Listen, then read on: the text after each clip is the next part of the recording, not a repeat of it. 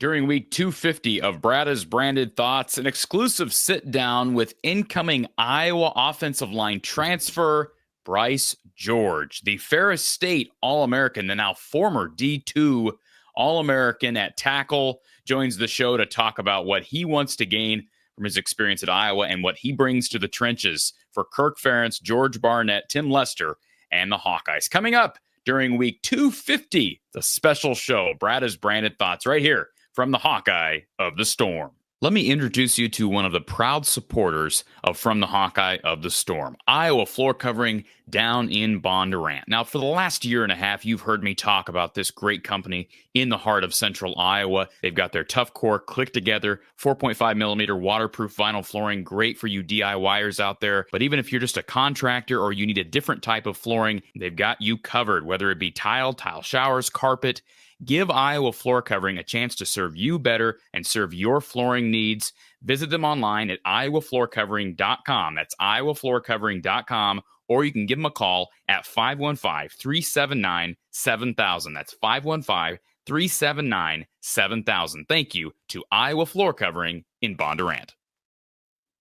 We are 1/4 of the way to 1,000 of these podcasts. Certainly not even scratching the surface of all the short form and long form live shows, post-game shows, etc. But 250 sounds like a milestone, so I'll take this opportunity to thank all of you. If you've been here since the beginning, man, I don't know what to say. That's amazing. I'm surprised I'm still here after all these shows, but I am, and I'm happy to be here. This interview we've got with incoming Iowa offensive line transfer Bryce George is a good one. Here's a young guy who didn't know what his future was. I mean, I think it's fair to say positionally, I don't think he knew what exactly he was going to do at the next level, at the college level. He ends up getting some interest from a D1 school. We'll talk about that D1 school with Bryce during this interview, but he goes the D2 route to Ferris State. He ends up switching to offensive line, and he puts on some serious weight and strength. And he has been an absolute stud ever since. And boy, had some big-time schools, some blue bloods beating down his door during this past offseason, this past transfer portal recruiting cycle. These are the interviews that make this show awesome, make the show fun for me. So, folks, without further ado, let's get into our interview. We're about 85 days as I record this, 85 days away from the start of Iowa football and summer workouts just around the corner. So let's listen to incoming Iowa offensive line transfer Bryce George. Enjoy the interview. Pleased to be joined by incoming Iowa offensive tackle Bryce George out of Ferris State. Bryce, good to see you today, sir. I know it's been a whirlwind, I'm sure, once you hit the portal and took your visits and landed on Iowa, but Hawkeye fans are super excited. Spring practice wrapping up and Iowa fans are back in football mode. So let's start out with some congratulations on the decision. I know it's a big one, and it's kind of a make or break thing. I'm sure you feel like, 1 year left. You got to make this one count. So congratulations on the decision. Thank you. It's great to have this experience, like with all the recruiting, everything like that, and all the teams reaching out. And obviously, big thanks to Iowa and accepting me to come play for their program and like test out my skills and just see what I can do. So, okay, so let's talk about that decision. So you enter the portal, and it sounds like you took visits to a couple different places. You did not take visits to a couple different. So there are conflicting reports out there. I don't know if you've seen these reports. There have been, and I said it on my. I'm glad we got that cat out of the bag right away, because there have been people reporting that you took visits to Cal, USC, and Iowa. And I said on my. Go ahead. I had I had visits lined up. So technically I was actually supposed to visit Cal and USC before I visited Iowa.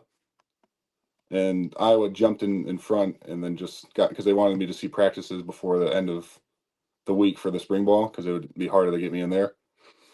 So they jumped in front of Cal and USC before I visited them. So went to Iowa first, and then obviously stopped at Iowa. But yeah, I had those lined up and everything. Okay. Well, I'm glad we cleared that up. So Bryce George took one visit. It was to Iowa, and apparently you really liked Iowa. I mean, to make that decision without having to go look at Cal and go look at USC. Why? Big thing. I mean, entering the whole transfer portal and everything like that.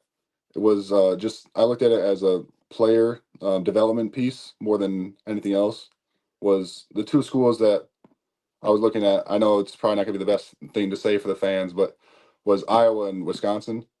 With just for the pedigrees they have for like offensive linemen and everything like that. And I know other schools do it too, but like when you're talking college football and everything, like you're thinking Iowa and Wisconsin are big Midwest schools when you're thinking offensive linemen and D linemen that are just putting them out regularly. Like as they put out, Iowa has put out what? Who went in the draft? There was the defensive lineman, the offensive lineman. Yep. A couple of people signed. Colby, Yep. Black, and Richmond. Yeah, three So of them. just stuff like that. Where they're just putting them out regularly every year. So was there interest from Wisconsin? no, it was not. Okay. We won't play hypothetical had there been interest. We don't care, but yeah, not to the degree I knew of. all right. Well, I have to ask you about what it was like setting foot on campus. You're a Midwest guy, but I mean it's a little different. I mean, I've never been to the Detroit area, so like that part of Michigan, because you actually said you're from Market. Am I right in saying, is that how you pronounce it? Market? Marlette. Marlette. Man. Yeah. All right, we've already screwed up twice in this interview. Marlette, Michigan. Now everybody thinks it's Marquette, right? That's what you told me. Yeah, so, Marquette's way up there. It's not Marquette. Okay, so tell me what it was like growing up in that area of Michigan, and then what have been the last 5 years at Ferris State. I mean, Marlette, it's small, like basic small town. There's 2 stoplights. Obviously just pretty close knit. Like everyone knows what's going on. If there's drama, everyone knows about it, and just very tight knit. Very like kind of people say they want to move out and everything like that. Then you realize when you move out, you want to move back to the small town and just small town living, and not really much else to say about that. But moving out of Detroit after that was kind of a culture shock. Just the fact that like very fast-paced movement lifestyle, but like only really experienced that for 2 years out of my high school career. And then the transition from Detroit to Ferris was like me moving back to Marlette. Ferris State, very small town. Like if you drive in a certain way to Ferris State, like so if you go from the freeway, it's kind of like getting off an exit, like going to the college. But if you go for the back way, it's back roads, small town, trees, fields, and then just pop right in. You go right into the Ferris State, and it's just big college town again. So, yeah, I mean, it was kind of like going to Iowa, where it's just like getting through the fields and everything like that, corn, just farmland, and then all of a sudden, just Iowa University right there. So, because I'll be honest, you look like an Iowa guy. Like you look like a dude that worked hard on a farm growing up. But I know you're physically changed a lot since you got to Ferris State. I mean, talk about what the maturation process physically has been like in the last 5 years. Yeah, so I actually didn't play my senior year of high school football, and when I got to Ferris, I was only 240 because they had me as a tight end. So my first couple of years of at Ferris was just being a tight end, and we don't use tight ends too much at Ferris, so kind of walked up to TA, our head coach, great guy by the way, love him, and but just hit him with the hard truth. I'm like, hey, I can't keep doing this. I don't like. I want to be more of part of the team in something. So I was like, O-line or D-line, which one do you want me to join? So he said O-line, and it was during a recruiting thing, and I started walking away. He's like, you might as well go grab a plate right now. We'll pay for it. Like, we'll get you on the meal plan really quick. But yeah, so I got nice little. Did you like to eat? Were you? I mean, you've always been a big eater. Yeah, I was. I mean, when I was at Ferris, I think I went from 240 to 250 during my time as a tight end, and I'd have to skip lunch because I got up to 55, 260 at a time. But I just knew I had to be like for a tight end, you have to be within that range. Sure. Keep my speed a little bit and like athleticism up, which I mean hasn't really lost it too much at 300 pounds, but I mean I can still dunk a basketball pretty well. I can still do basically a 360 dunk, kind of. It's not the most athletic and graceful looking thing, but I can get up there and Okay, so I have to ask because again, I'm reflecting on some of the things I said just by watching some of your huddle film, which is just a small glimpse into what you were like at Yeah. Ferris and obviously what you were like prior. But I made the statement, hey, this guy looks like he's gained 50 or 60 pounds. So am I hearing you right in saying from the beginning of Ferris State to now, you gained closer to like 70 pounds? Yep. I say because when I was at the visit for Iowa, I think I was 308, something like that. Okay. Was what I put on when I stepped on the scale. So Okay. hopefully it gets up to 315 because that's what I usually play at. But yeah, for Okay. right now, I'm about 308. All right. Well, they'll get you as soon as you get down there, you'll be eating like a, Yeah. Well, like a tank. on So on the visit, they were feeding me pretty well, so that was nice. getting you ready on the visit. Cool. Yeah, I forgot. Okay. So Yeah. go ahead. No, I was just saying. Shoot, I forgot what breakfast place we went to, but they said they had. I forgot what it was like. They said the cinnamon roll was like humongous, I guess, and that's what they were telling me. I was like, "There's no way I can finish the cinnamon roll." They brought it out. I had an omelet before, and I tried to power through it, but it was just the frosting on top got to me, and I think I got 3/4 of the way through it, and I was kind of mad at myself that I didn't finish it. So, Well, there's plenty of good breakfast places around Iowa City. How would you compare the college towns? just I mean, obviously, just the size different. Like it's just way bigger Yeah. than Ferris State. It's just, I mean, I would compare it like it's comparable to like just town feel, I guess, but it's just like create like 10 times bigger. It's just a lot more stuff to do, a lot more things to do. So, So but I'm the curious. vibe I get, yeah. No, I was just going to ask you. Did you know Dejon Parker, who was at Saginaw Valley? Oh yeah, actually, I didn't really know him personally, but I knew of him. Okay. He was their big tackle when I was I think when I was younger. Because does Ferris State and Saginaw Valley play each other regularly? They would play every year, yeah. Okay. They're in a conference. So for people just to understand, Saginaw Valley and Ferris State very close, same conference, Mhm. proximity wise, I and not to jab at them, but I haven't lost to them yet. So well, I don't think Ferris State. You guys don't lose to people at all, do you? I mean, nope. I'll throw up the career accolades here for Bryce George. 41 appearances, 38 starts, first team All-American in 24, second team All-American in 23, two-time All-Conference selection, three-time national champion. Are all of these accurate? Did I get them all listed? Out there, yeah. I'm saying it's on my phone. I can't really read them that well. Yeah. I I mean, actually not broke. not to mention the stats, the team stats. You helped pave the way for the Bulldogs' second best scoring offense in Division II at 45 points per game. Run game finished fifth nationally at 264 yards per game, second in the country in yards per rush at nearly 7. And when I watched you on huddle film, again, small glimpse into a bigger picture. I am no line guru. As I Mm, mentioned prior, we were talking about my relationship with Coach Patterson, and yeah. Coach Patterson coached offense for years. And even he says, I don't know anything about offensive line play. I mean, he knows basics, but even as offensive coordinator, he's not an line guru. Obviously, Kirk is, George Barnett is, Tim Lester, I'm sure, knows his fair share as well. Yeah. But when I watched you on tape, I saw a guy at 6'5", 315 who still had hot feet. And that's Mm, the one thing that stood out to me as somebody who doesn't know much about offensive line play. It looks like you understand pass protection, and part of that is something you can't teach for a guy who's 300 plus pounds. Is that a mm. fair assessment? You talked about kind of keeping your athleticism once you gain that weight. Yeah, I say I was more of a basketball player in high school and everything like that. So that all just stems into like obviously playing basketball. Like I look at it like it's not obviously completely just playing basketball out there, but it's to for lack of term like lack of better word, it's just me out there playing basketball is what I see it as. Like it's cutting him off, like getting into the spot, knowing where he's gonna go, watching movements, shoulders, hips, and just watching where he's gonna go.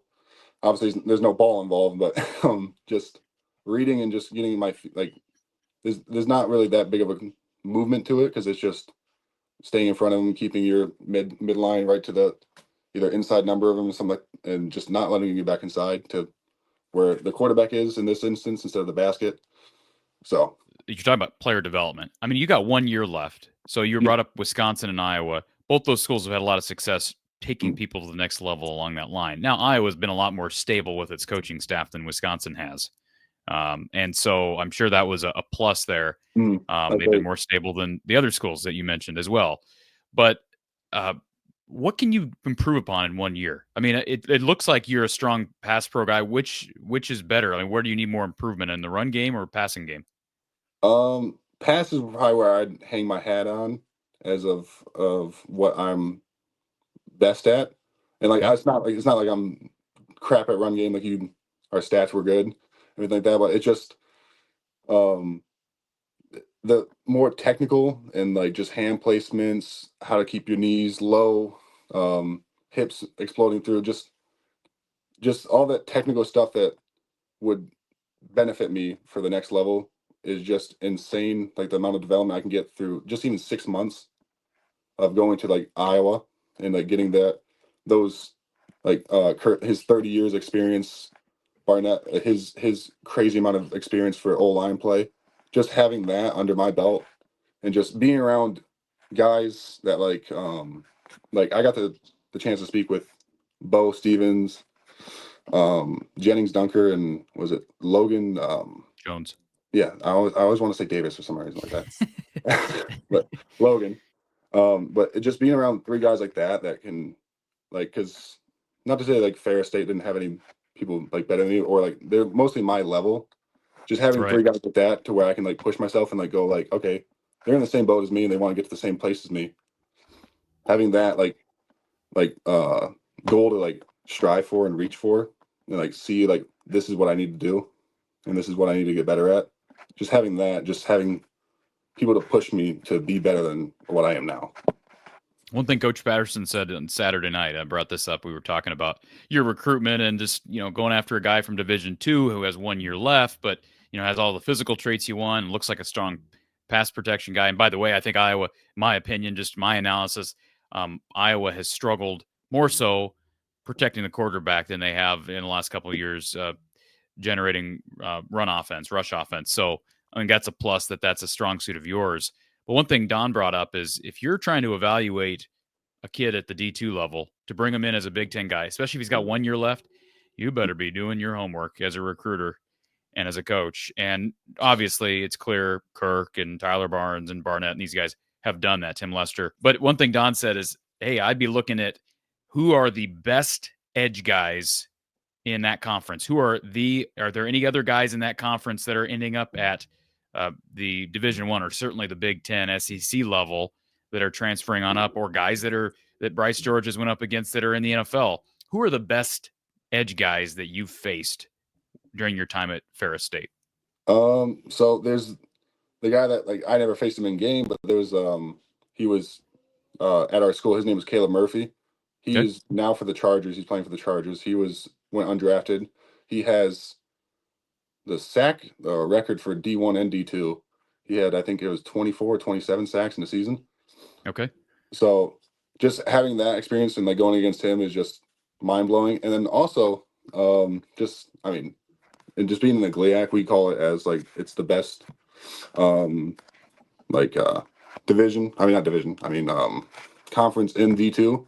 So like going against anyone like that, it's not like they're not lower than D1. Like they're maybe lower than like the starters and everything, but like they're not.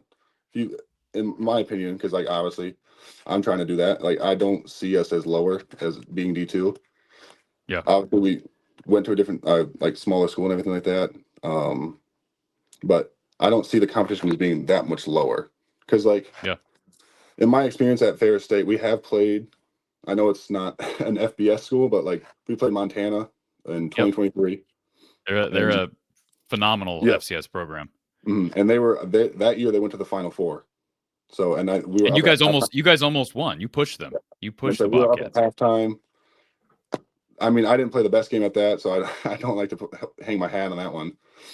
So, but like just seeing that level of competition, going like, okay, well, not and like obviously they were obviously still a good team and everything like that, and I'm not like bashing them or like putting them down. It's just like the fact that like, oh, okay, I can compete at this level. It's not like a crazy step up. It's like it was Yeah. obviously a little faster twitch.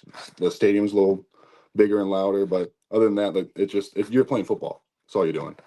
So how long did you would have been in 2022? You would have switched over to offensive line and went up against Murphy in Yeah. practice? Mm-hmm. Okay. So I practiced with him basically because I did tight end stuff against him, but it was more for like a year and a half because I did spring against him too. Okay. So it was more for like a year and a half I went against him. Yeah, I think he's a good example of Mm-hmm. someone that It's made like that also, jump. I think I mean it's not the best thing to say because they are a rival from GV, but I mean all all hope to him, and all blessings to him. But there's a D end. I think he has an offer or interest from Tennessee right now. He's in the transfer portal. Okay. What's his? Do you remember his name? No, I did not. I think his number was 45. He was a big he actually transferred from Army to GV. Okay. Transferred out of GV, and I think Tennessee either offered him or has interest, but he has bigger D1 interest too. So Interesting stuff. Yeah. I'm looking through their roster to see if I can get your the right name out of there, but he's probably off their roster if he's in the portal. But no, that's it. I mean, I can't imagine. I mean, portal. I mean, I know you've been spending the last 5 years at Ferris State, Bryce, but the portal puts so much pressure on coaches, especially somebody like yourself, where they're like, okay, I don't know who reached out first, and that word gets leaked that USC's in on you and Cal's in on you, but it's like you got to do your homework fast because if you don't, yeah, kids have already scheduled visits, they've already committed, and I got to ask you, how much was, if any, was NIL a factor in your recruitment? Was this something that I mean, it sounds like it was development and wanting to go somewhere we get you ready for the NFL. Was NIL much of even a conversation? I mean it's obviously just with how the world and how college football is. Like I can lie and say it's not, but it is. Yeah. It's a business aspect of it, so that is a business thing of it, and that was another talk I had with my family and everything like that. It was just, I mean, it wasn't the highest. Obviously, development was first, and then money was like here. But like it is a thing and it is a factor. Like being like I didn't grow up poor, but we didn't grow up the richest. Like we were like a middle class and everything like that. But like just seeing the amount of money out there, it is eye opening and it is like intriguing. But I mean, schools would like throw money at you, and it's hard not to like get all wide eyed and everything like that. But yeah, the development piece came into it, and then I was like, yeah, it's kind of hard not to pass up on these other schools and Iowa and everything like that. Even if there's more money out there, it's hard to pass up. And with the transfer portal, like you said, it's quick. Like Yep. like if I'm in there for more than like a couple of days or something like that, or like say I just start extending my time, like they might start taking other people, or like they don't have more interest in you because like they see you're not fitting their program anymore. So it's kind of a quick process. So it is a lot of homework and money is involved, but for me, it was a lot more of the developmental piece. Do So you have any idea, Bryce, how many FBS Division One Power Four schools called you, texted you, reached out? yeah, it was. Shoot, I don't know if I should list them or anything like that. I guess I can. I mean, because I don't That's want to. totally up to you. You're a Hawkeye now. Yeah, I They're know. all in the I don't past, want to. anyways. I don't want to like like it seemed like I'm boasting about myself, but it was Sure. obviously Cal, USC, Illinois, Maryland, Rutgers, yeah, Michigan State were obviously didn't reach out. But Okay. I doing research when I hopped in the portal, they have a lot of transfers coming in, so it was kind of hard to get in there anyways. Yeah. And like it would just be a weird feel anyways, like going with a whole bunch of new people, Right. trying to learn the whole offense with other people. Like it just Right. a weird. But yeah, those were like I guess the bigger ones. Like Okay. obviously there's smaller FBS schools, but at that point when you're having like the higher like the level that like Iowa and other schools I listed like bring that pedigree with it. Like it's kind of hard to like go down to the lower FBSs. So Right.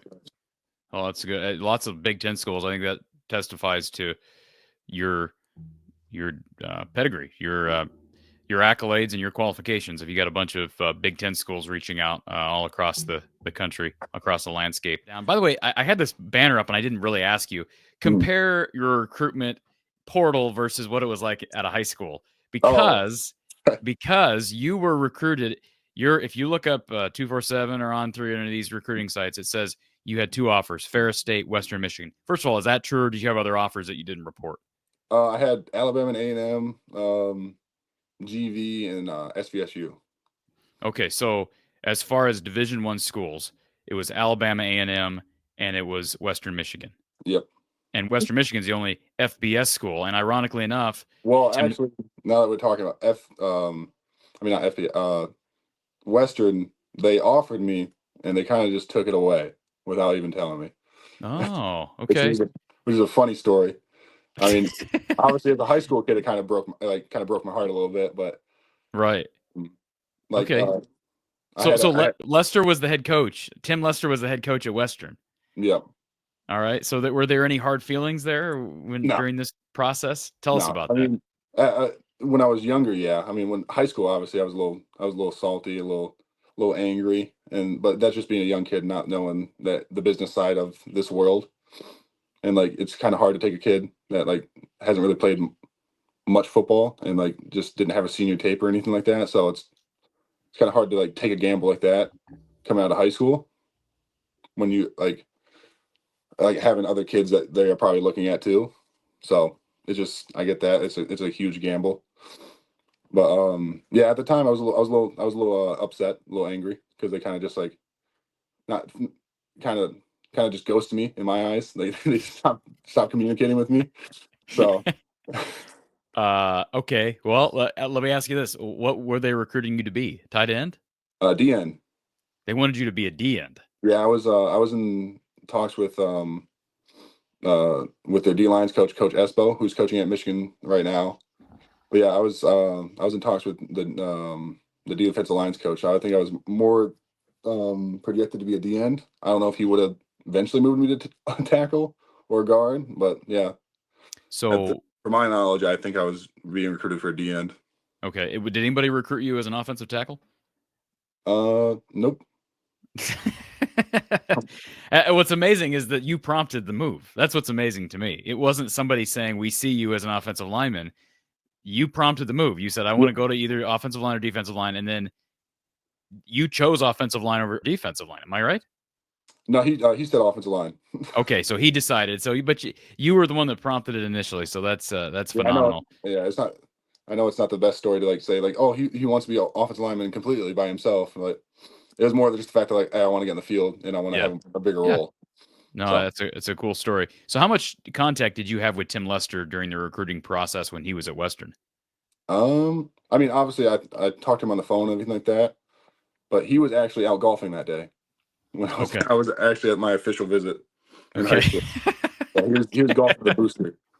So I do. Yeah, I did know he was I heard on my visit down to Iowa, I heard he hasn't changed much with the golfing. So he's always yeah, yeah, he said he likes to exactly. be out as much as he can. So He's still a big golfer.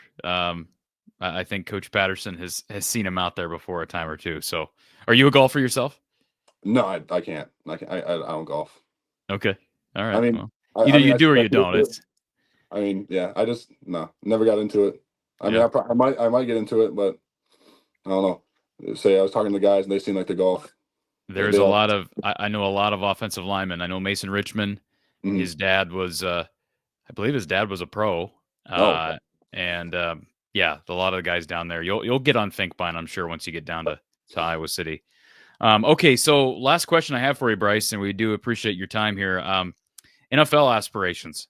So you talk about coming to Iowa. What can Tim Lester? This is his second season as Iowa football OC, and of course George Barnett, etc., and Kirk Ferentz primarily. Really, what can they do to help you get to meet those goals? And what are the goals specifically? Where do you have specific things besides just I want to play in the league? uh, I mean, it's with that aspect and like the dream of that. It's you kind of just gotta take what you can get. Is like if I'm trying to project myself as a number like round one pick or like first day pick, it's kind of unrealistic. Obviously, just in my eyes, like I'm pretty like a realistic person, I guess, when I when I come to thinking about myself and playing. But obviously, dream still try to get drafted and everything like that. But I mean, you see good players like Edwards, the running back from Michigan, who was a cover artist for the. Yeah. I've just seen him on Instagram, Mm-hmm. like that, just like falling out and being a free agent. So Right. just like obviously the dream is still to be drafted and everything like that, but just taking what you can get and just getting that development piece more and like putting on that display of like, hey, you can't hold this against me. That like I because the big one was also hopping in the portal. I guess I should have said this too, was the developmental piece, and then also level of competition piece. Because obviously, if I'm trying to go to the league from a D2, they have that against me. Every scout has that against me. That's the only thing they read in my paper is, hey, can you even compete at the next level because of his level of competition that he has played at Ferris. So that was also another piece. I'm sorry that was kind of late to add, but that's the fact that they're going to help me with that too. But more of the fact that they have that developmental piece. Like I said, they put offensive linemen this year into the NFL, and they've put many more just like him into the NFL. And I'm going to guess these three guys I'm coming in with are going to have the same aspirations as me getting to that NFL piece. But it's just, in my eyes, it's the best place I can develop and truly become myself and better myself for the chance and to get to that next level. Let me ask you this. I'm just kind of an added question as you were talking. It just made me think. If the NCAA is doing some crazy things right now. Rules are changing, all this stuff. So having played 5 years at D2, if somehow there was an opportunity that came up to play more than 1 year at Iowa, would you look at that? Oh, most definitely. Okay. I mean, sometimes some guys are like, I don't want to be in college more than 6 years. I mean, that's just I just don't want to do it. But the rules are changing. I just want to play football.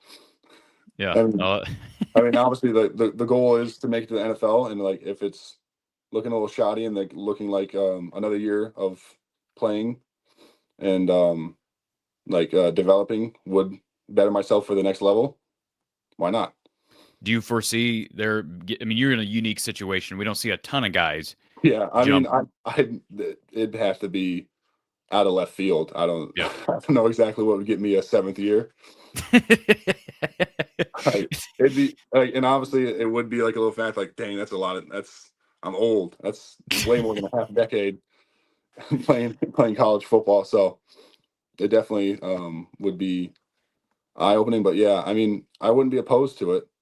I mean, it's like what I've heard and what I've seen, like, and like what I've obviously watched playing, like tape and everything like that. Watching Iowa, it seems like a fun environment. It seems like they really get after it, especially on the offensive line room. So, I mean, it's a love for the game that I have, and it's just, as long as I can keep doing it, I'm gonna keep doing it. Bryce George, Ferris State transfer, coming in to play what we assume to be tackle. Kirk wouldn't necessarily. I mean, he's keeping an open mind, and I'm guessing you are very open whether you play left or you play right. Whatever's going to get you on the field, get you an opportunity to develop for the next level. We sure appreciate the time today, Bryce, and safe travels as you come down to Iowa City next month. And if we don't talk to you face to face before, we'll get you in August at Media Day. But enjoy the summer. It's going to be fun to work out with the guys and get ready to wear the black and gold in the fall. Oh yeah, no, I'm so excited. I can't wait to get down there and get around the guys and start experiencing what it feels like to be a Hawkeye. Appreciate the time, Bryce. Yep, thank you.